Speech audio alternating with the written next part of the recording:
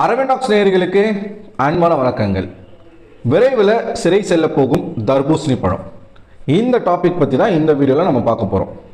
சமீப காலமாக ஒரு பர்சனை போட்டு ஒட்டுமொத்த சோஷியல் மீடியாவும் அடிச்சுக்கிட்டு இருக்கு அப்படின்னு பார்த்தீங்கன்னா அது வேற யாரும் இல்லை, திவாகர் அவர்கள் தான். இந்த ஃபிசியோதெரபிஸ்ட், நடிப்பு அரக்கன் தன்னைத்தானே சொல்லிப்பாரு. அப்படிப்பட்ட ஒரு கிறுக்கனை தான் போட்டு எல்லாரும் அடின்னு அடிச்சுக்கிட்டு இருக்காங்க.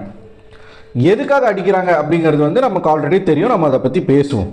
சரி, இப்போ சிறை செல்ல போகிறாரு அப்படின்னு சொல்கிறீங்களே, ஜெயிலுக்கு போக போகிறாரா நிஜமாவா அப்படின்னு கேட்டிங்கன்னா அதுக்கான ப்ராசஸில் சில பேர் இறங்கியிருக்காங்க. ஸோ அதை பற்றி இந்த வீடியோவில் நம்ம டீட்டெயிலாக பேசுவோம். முதல்ல இந்த ஆள் சோஷியல் மீடியாவில் அதாவது இந்த ஆள் மற்றவங்கள படிக்காதவன்றான், கிறுக்கன்றான், தற்கூரின்றான், கீழ் சாதின்னு சொல்லிக்கிட்டு இருக்காப்புல.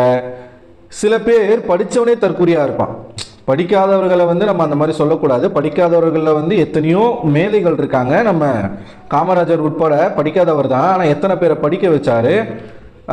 இப்படி நம்ம சொல்லக்கூடாது. படித்தவங்கள கிறுக்கன்கள் இருக்கானுங்க. அந்த மாதிரியான ஒரு பர்சன் தான் இந்த ஆள். தான் படித்த படிப்புக்கும் தான் செய்கிற செயலுக்கும் கொஞ்சம் கூட சம்பந்தமே இல்லாத ஒரு பர்சன். இந்த ஆளை பொறுத்த வரைக்கும் தனக்குள்ள ஒரு மிகப்பெரிய ஒரு சுப்பீரியாரிட்டி காம்ப்ளெக்ஸ் இருக்குது. தான் பெரிய ஆள், நான் ஆண்ட பரம்பரை, ஒரு வீடியோலாம் சொல்லியிருக்காரு, மன்னர் பரம்பரை, ஆண்ட பரம்பரை. நாங்கள் எப்பயுமே ஒரு நீயானால ஒரு பையன் சுற்றுவான் பார்த்தீங்களா, நாங்கள் ஆண்ட சாதி, நாங்கள் இப்படி தான் ஸ்டைலாக உட்காந்துருப்போம், நாங்கள் அப்படி தான் நடப்போம், எங்கள் பார்வையே ஒரு ராஜா பார்வையாக இருக்கும் அப்படின்னு ஒருத்தன் பேசி பொலன்னு பிறந்தாங்க இல்லையா, அந்த மாதிரியே ஒரு இன்டர்வியூவில் பேசியிருக்கிறாரு. நாங்கள் ஆண்ட பரம்பரை, நாங்கள் ஒரு தோரணை எங்களுக்கு அப்படி தான் இருக்குமா, ஸ்டைலே அப்படி தான்மா இருக்கும். லவபிள் வேர்ட்ஸ் தான் அவர் பேசுவார், வாமா போமா. ஆனால் அவரை பற்றி நீங்கள் எதனா கேள்வி கேட்டிங்கன்னா கொச்சையா ஈஸியாக பேச முடியாத வார்த்தைகள்லாம் பேசுவார். ஏன்னா இவர் ஆண்ட பரம்பரை. சமீபத்தில் இந்த ஆளை அடிக்க ஆரம்பித்தாங்க. எங்கேருந்து அடிக்க ஆரம்பித்தாங்கன்னு பார்த்தீங்கன்னா, இவன் தன்னைத்தானே ஒரு நடிகர்னு சொல்லிக்கிறது அந்த ஆளோட விருப்பம். அதில் யாருமே தலையிட முடியாது. ஓகே, அந்த ஆள் பேசிட்டு போகிறாரு சொல்லிட்டு விடலாம். இது எங்கே ஒரு கட்டத்துக்கு மேலே ஹைப் ஆகுதுன்னா, இவனோட மற்ற நடிகர்களை சக நடிகர்கள்லாம் சொல்லக்கூடாது. இவன் முதல்ல நடிகனே கிடையாது, இவனே சொல்லிக்கிறான். இவனோட மற்ற நடிகர்களை ஒப்பிட்டு, உதாரணத்துக்கு நம்ம சூர்யா அவர்களை, அதையும் தாண்டி சிவாஜி கணேசன் அவர்களை, கமலஹாசன் அவர்களை, ரஜினிகாந்த் அவர்களை, இவர் நடித்தா ஹீரோவாக தான் நடிப்பேன், இத்தனை லட்ச சம்பளத்தில் தான் நான் நடிப்பேன், எனக்கு ஹீரோ ஃபேஸு, பேசிக்காகவே நான் ஒரு ஹீரோ மெட்டீரியலு, எப்படான்னு கேட்டால் யாரா உனக்கு அதெல்லாம் சொன்னான்னு கேட்டால் ஸ்கூல் காலேஜ் டைமில் சொல்லியிருக்காங்க அப்படின்னு சொல்லிட்டு சுற்றுவான். சரிங்களா? இப்படி மற்ற நடிகர்களை கம்பேர் பண்ணி பேசுறதுனால அடிக்க ஆரம்பிச்சாங்க. சூர்யா அவர்கள் படிக்காதவர், இவன் என்னமோ படித்து நாட்டுக்கு என்னமோ சேவை செய்து என்னமோ அப்துல் கலாம் ரேஞ்சுக்கு, நான் அதான் சொன்ன மாதிரி படித்த தற்குறி இவன். சூர்யா அவர்கள் படிக்காதவர், அவர் பெயிண்டிங் வேலையிலேருந்து ஆரம்பித்து வந்தார். அவர் அந்த சம்பளம் வாங்கிட்டு நடிக்கலாம், ஏன்னா 500,000 நம்மளாலாம் அப்படி நடிக்க முடியாதுன்னு சொல்லி அடி வாங்க ஆரம்பித்தான். அதுக்கப்புறம் அப்படியே சூர்யா அவர்கள்கிட்ட போனால், இப்போ வரைக்குமே நான் தான் அடுத்த சிவாஜி கணேசனே உயிரோடு இருந்திருந்தா என்னோட நடிப்பை பாட்டு பாராட்டி இருப்பாருன்னு சொல்லிட்டு பேசிக்கிட்டு சுத்துறான். சிவாஜி கணேசன் உயிரோட இருந்திருந்தா எத்தனை செருப்பாலை இவன் அடிச்சிருப்பாருன்னு தெரியாது. இப்படி சுத்திக்கிட்டு இருந்த ஒருத்தனை இப்போ எதுக்காக எல்லாரும் போட்டு அடிச்சாங்க? மெயினான ஒரு விஷயம் பார்த்தீங்கன்னா, திவாகரை மக்கள் விரும்பினதுக்கு ஒரு காரணம் இருந்துச்சு. வெகுளியான மனுஷன். இப்போ ஜிபி முத்து அவர்கள் நிஜமாவே வெகுளியான ஒரு மனுஷனா அது ஜிபி முத்து அவர்கள் தான்.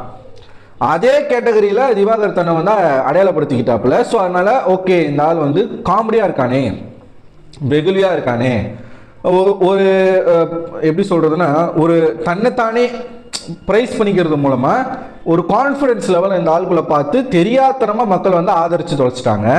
அதன் காரணமாகத்தான் இப்போ இவன் எது வரைக்கும் போயிருக்கான் அப்படின்னு பார்த்தீங்கன்னா, இவன் வெகுளியான பர்சன்லாம் கிடையாது, 1ஆம் நம்பர் ஜாதி வெறியன். இது எங்கே எக்ஸ்போஸ் ஆகுதுன்னா, சமீபத்தில் நடந்த கவின் அவர்களுடைய ஆணவ படுகொலையில் அங்கே தான் எக்ஸ்போஸ் ஆகுது. கொலை செய்த சுர்ஜித்தை ஏன் சாதிக்காரன், சுர்ஜித் பிரதர், அவருக்கும் லைஃப் இருக்குது. ஸோ நம்ம சாதி சேர்ந்தவர், அவருக்கும் ஒரு லைஃப் இருக்குது. பெற்றோர்கள் சம்மதத்தோடு தான் பிள்ளைகள் திருமணம் செய்யணும். இப்போ கவின் அவர்கள் தான் சொந்த சாதி பெண்ணை காதலிச்சிருந்தா இந்த பிரச்சனை வந்திருக்காது. எதுக்காக நம்ம இந்த மாதிரி அடுத்த சாதி பெண்ணை காதலிக்கணும்? இப்படியெல்லாம் பேசி தன்னுடைய சாதி வெறியை வெளியில் காட்டலாம். அங்கே அடிக்க ஆரம்பித்தாங்க. அதோட அவன் ஓஞ்சானான்னு கேட்டீங்கன்னா, இப்போ ஒரு சட்டமே இருக்கு, ஒரு சாதியை உயர்வா பேசி இன்னொரு சாதியை தாழ்வா பேசக்கூடாது. அது கடும் குற்றத்திற்கு ஈடான ஒரு விஷயம். கடுமையான நடவடிக்கை வந்து எடுக்கப்படும். இப்போ எஸ்சி எஸ்டி பற்றிலாம் நம்ம பேசிட்டோம்னா பிசிஆர் ஆக்ட்லாம் வரும். இவன் அதையும் தாண்டி ஜிபி முத்து அவர்கள் வந்து இந்த ஆளை பற்றி பேசுகிறாப்புல என்ன சொல்கிறாருன்னா, இவனால் மற்ற இன்ஸ்டாகிராம் இன்ஃப்ளூயன்சர்ஸ்க்கு கெட்ட பேர். உண்மையாகவே திவாகரை வச்சு எல்லாரையுமே திட்ட ஆரம்பிச்சிட்டாங்க. ஜிபி முத்து அவர்கள் வரைக்கும் திட்ட ஆரம்பிச்சிட்டாங்க. என்னதான் ஜிபி முத்து அவர்களும் இதே மாதிரி நெகட்டிவாக வளர்ந்துருந்தாலும் இப்போ இருக்கக்கூடிய ஜிபி முத்து அவர்கள் வந்து மொத்தமாக அதை தொடச்சிட்டு அவர் படங்களில் நடிக்கிறது, அப்புறம் வந்து நிறைய விஷயங்களுக்கு வந்து குரல் கொடுக்கறதுல இருந்து ஜிபி முத்து அவர்கள் வந்து நிஜமாவே ஒரு வெகுளியான மனுஷன்னா இவனோடலாம் ஜிபி முத்துவை கம்பேர் பண்ணக்கூடாது. அது ஜிபி முத்துக்கு அசிங்கம். இப்போ என்ன ஆயிடுச்சுன்னா, ஜிபி முத்து ஒரு வீடியோ போடுறாரு. அது குறித்து இன்னொரு விவாதத்தில் வந்து கேட்குறாங்க. கேட்கும்போது இவன் என்ன சொல்கிறான் அப்படின்னா, ஜிபி முத்து கேவலமானவர், லோ கேஸ்ட்டு, அவரை பற்றி பேசுறதே நான் அசிங்கம்னு நினைக்கிறேன். அவங்க சொல்கிறாங்க, இல்லைங்க நீங்கள் வந்து உங்கள் மறுப்பு தெரிவிங்க, அதுவே அசிங்கம்னு நான் நினைக்கிறேன். நீங்கள் யாரோட கம்பேர் பண்ணுறீங்க? நான் யார் தெரியுமா? நான் ஆண்ட பரம்பரை, நான் வந்து ஒரு பெரிய புடுங்கி. ஜிபி முத்து லோ கேஸ்ட்டு, அவரெல்லாம் என்ன, அவர் பேரை கூட நான் சொல்ல மாட்டேன். அதுவே எனக்கு இதுதான் வந்து சொல்லுவாங்க அன்டச்சபிலிட்டின்னு சொல்லிட்டு, தீண்டாமை ஒரு பாவச்செயல். ஒரு படித்தவனே இவனே சொல்லிக்கிறான், நான் வந்து எப்படிப்பட்ட ஒரு படிப்பு படிச்சிருக்கேன். After all physiotherapist. ஒன்றும் வந்து எப்படி சொல்கிறதுனா, உலகத்தில் சிறந்த படிப்பு ஒன்றும் படிக்கலை, ஃபிசியோதெரபிஸ்ட் அவ்வளவுதான். ஆனால் அவன் வந்து பில்டப் போடுறது இருக்குல்ல, நான் ஆகச்சிறந்த படிப்பை படிச்சிருக்கேன். ஆகச்சிறந்த படிப்பை படித்த நீ என்னடா பேசிக்கிட்டு இருக்க? நீ படித்ததுக்கும் நீ பேசுறதுக்கும் சம்மந்தம் இருக்கா? சாதி பெருமையை பற்றி பேசிக்கிட்டு இருக்க. நீ உயர்ந்தவன், அவன் தாழ்ந்தவன் சொல்லிட்டு ஜிபி முத்து அவர்களை பேசிக்கிட்டு இருக்க. ஜிபி முத்து பற்றி பேசுறதுக்கு உனக்கு என்ன ரைட்ஸ் இருக்குது, என்ன தகுதி இருக்குது? ஸோ இப்படியெல்லாம் தொடர்ச்சியாக தன்னுடைய சாதி வெறியை வந்து கொஞ்சம் கொஞ்சமாக திவாகர் வந்து வெளியில் காட்ட அதை எல்லாருமே வந்து எடுத்து அடிக்க ஆரம்பிச்சிருக்கிறாங்க. நிறைய பேர் அடிக்க ஆரம்பிச்சிருக்காங்க. ஒரு கட்டத்துக்கு மேலே இப்போ அது எங்கே மூவ் ஆயிருக்கு அப்படின்னு பார்த்தீங்கன்னா, நிறைய பேர் நம்மளை கேட்டாங்க, நீங்கள் ஏன் அவர் மேலே கம்ப்ளைண்ட் கொடுக்கக்கூடாது அப்படின்னு சொல்லிட்டு. ஸோ அந்த வேலையை ஷக்கீலா அவர்கள் வந்து முன்னெடுத்துருக்கிறாங்க. முதல்ல ஷக்கீலா அவர்களுக்கு ஒரு ராயல் சல்யூட்டை நம்ம வந்து இந்த இடத்துல கொடுக்கணும்.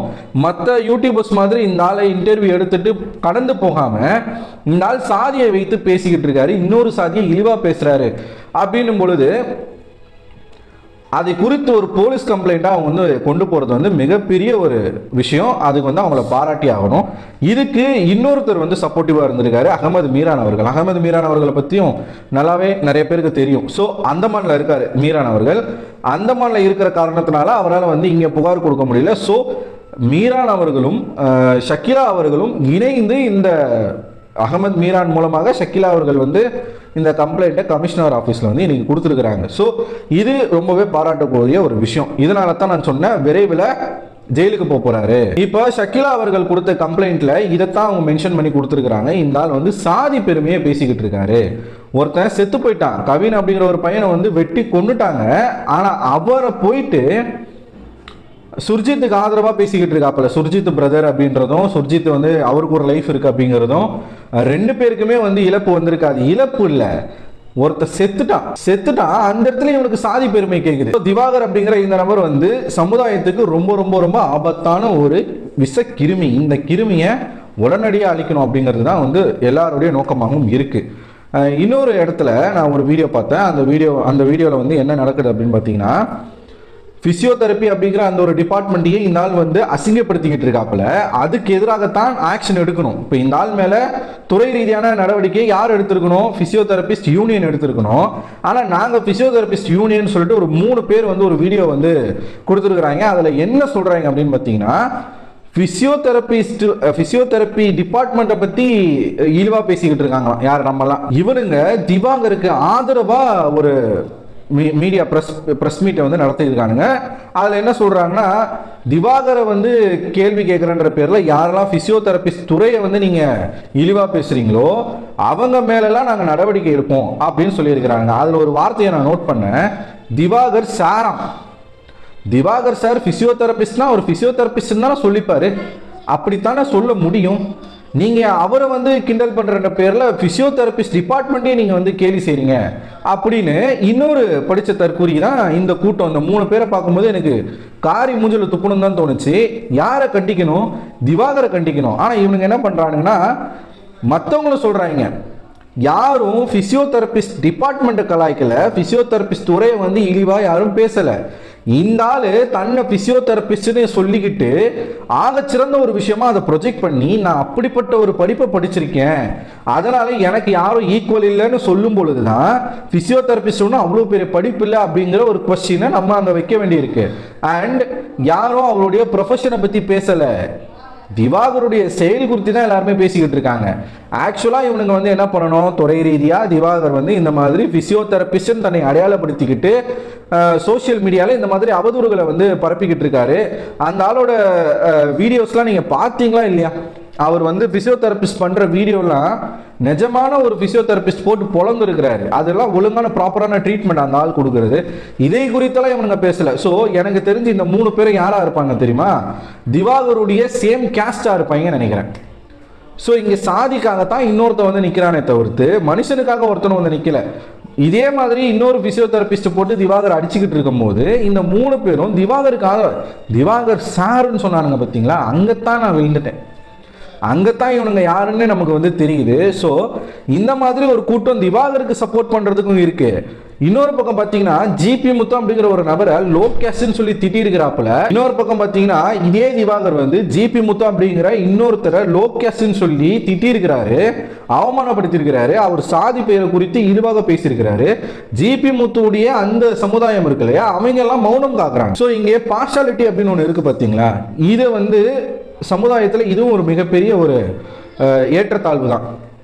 இப்போ ஜிபி முத்து அப்படின்னா ஒரு நிலைப்பாடு, திவாகர் அப்படின்னா இன்னொரு நிலைப்பாடு. ஸோ ஜிபி முத்து அப்படிங்கிற ஒரு நபரை குறித்து திவாகர் பேசியது மிக மிக தவறான ஒரு விஷயம். அது மட்டும் இல்லாமல் ஒரு ஆணவ படுகொலையை வந்து ஆதரித்து பேசுகிற மாதிரி திவாகர் பேசினது மிக கண்டிக்கத்தக்க ஒரு விஷயம்.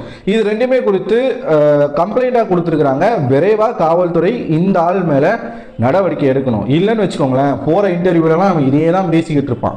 இவன் சாதி பேரை அடையாளப்படுத்துறதுனால இவனுக்கு எங்கிருந்து சப்போர்ட் அதிகரிக்குது, அந்த சைட்ல இருந்து, அவருடைய குறிப்பிட்ட சாதி சைட்ல இருந்து அவருக்கு ஆதரவு வந்து வந்துகிட்டு இருக்கு. இது கண்டிப்பா வந்து ஃபியூச்சர்ல ஒரு மிகப்பெரிய ஒரு பிரச்சனையை கொண்டு வரும். இந்த மாதிரியான பர்சன்ஸ் வந்து சோசியல் மீடியால நிச்சயமா ஒழிச்சு கட்ட வேண்டிய ஒரு நபர்கள். நிறைய பேர் இவர் வந்து அன்ஃபாலோ பண்ணிக்கிட்டு இருக்காங்க, அன்சப்ஸ்கிரைப் பண்ணிக்கிட்டு இருக்காங்க. அது பத்தாது, கிட்டத்தட்ட ஒரு 2 லட்சம் பேர் இன்னும் இன்ஸ்டால அவரை ஃபாலோ பண்ணிக்கிட்டு இருக்கீங்க. நீங்க ஒரு என்டர்டெயின்மெண்ட்டுக்காக, அந்த ட்ரால் பண்றதுக்காக, இல்ல ஏதோ ஒரு விஷயத்துக்காக நீங்க அந்த ஃபாலோ பண்றீங்க அப்படின்னா இவன் ரொம்ப ஆபத்தான ஒரு நபர். தயவு செய்து அந்த அன்ஃபாலோ பண்ணுங்க. இந்த 2 லட்சம் பேரை தான் அடையாளமா காட்டிக்கிட்டு இருக்கான். இப்போ நீங்கள் ஒவ்வொரு வீடியோலையும் வந்து 1000 கமெண்ட் வருதுன்னா 1000 கமெண்ட்டுமே இந்த ஆள் திட்டி தான் வருது. ஆனால் இந்த ஆள் வந்து எல்லாத்தையுமே வந்து எப்படி மாற்றிக்கிட்டு இருக்கான், 2 லட்சம் பேர் என்ன ஃபாலோ பண்ணுறாங்க, பாசிட்டிவ் கமெண்ட்னு ஒன்று கூட இல்லை, ஆனால் பாசிட்டிவாக எனக்கு இத்தனை பேர் கமெண்ட் பண்ணுறாங்கன்னு இவன் சொல்லிக்கிட்டு இருக்கான். ஆனால் இவனுக்கு ஆதரிக்கிறதுக்கு ஆட்கள் இருக்காங்க, நல்லாவே தெரியுது. சொந்த டிபார்ட்மெண்ட்லேயே ஆட்கள் இருக்காங்க. அதனால் மக்களாகிய நீங்கள் இந்த மாதிரியான ஆட்களை வந்து சமுதாயத்திலிருந்து ஒழிக்கணும் அப்படின்னா இவனை அன்ஃபாலோ பண்ணுறது மட்டும்தான் ஒரே வேலை. காவல்துறை அவங்களுடைய வேலைகளை செய்கிறாங்களா அப்படிங்கிறத நம்ம அடுத்து தான் பார்க்கணும். ஸோ இந்த வீடியோ பற்றி உங்களுடைய கருத்துக்களை மறக்காமல் கமெண்ட் பாக்ஸில் கமெண்ட் பண்ணுங்கள். அடுத்த ஒரு வீடியோவில் உங்களை சந்திக்கிறேன். அதுவரை உங்களிடமிருந்து விடைபெறுவது நான் அரவிந்தன்.